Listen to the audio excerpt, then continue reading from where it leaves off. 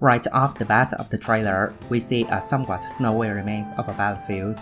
There are flags with the letter Dong of Dongzhuo and Sun of Sunjin, so I think it's safe to say this is a stage for the Battle of Sishui Gate, the battle where Sun Jin's army clashes with Dongzhuo's army but was forced to retreat early due to a lack of supplies. This also means that the game's story will at least go up until the anti-Dongzhuo coalition.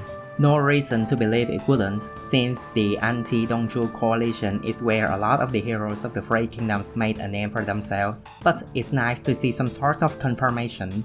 There is a figure walking through the field, but the figure is too small and obscure to make out anything. I think this is just the enemy that is shown later in the trailer though.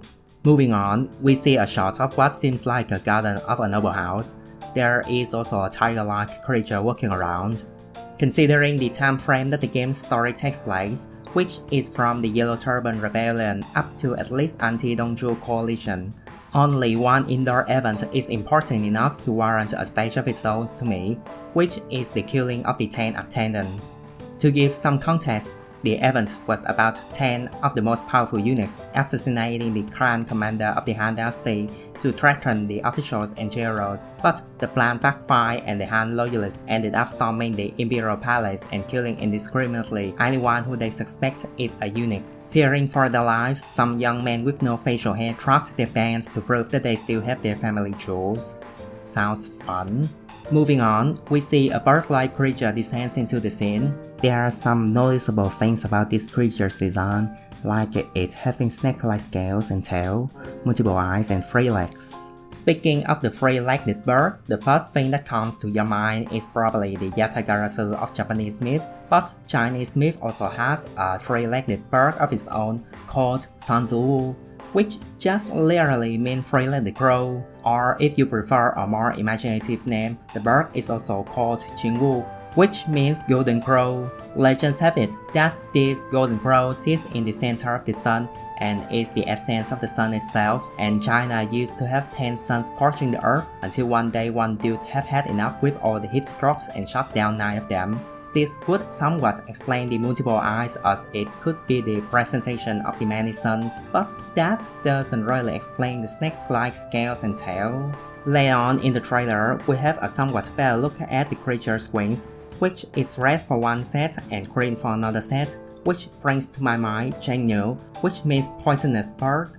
As the name suggested, the bird is poisonous thanks to the feathers of its wings, which is purple at its core and greenish at its tips. The bird also likes to eat snakes, which could likely be the explanation for the snake's scale and tail. Maybe the devs were being creative and this creature here is supposed to be a mixture of the 2 mythical birds that I just mentioned.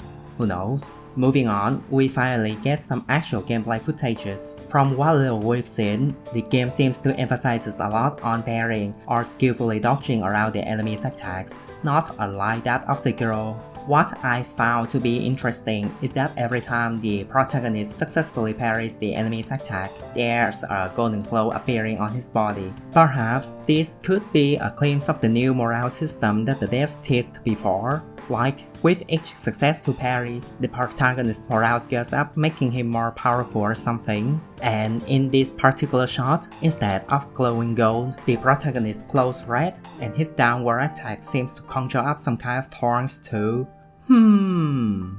Another interesting thing about these shots is our first glimpse of what kind of weapons can the protagonist wield. We have the Jin, the Chinese standard sword, a Guan Dao, the closest China has to a national weapon like the katana for Japan and guns for America, the twin swords, every edgy teenager's wet dream, and later in the trailer, we could also see the scalpel for Bu Dao, the Chinese scimitar. So that's already 4 types of weapon unofficially confirmed so far. Now for the meaty part of the trailer, this dude who just did an Akira reference.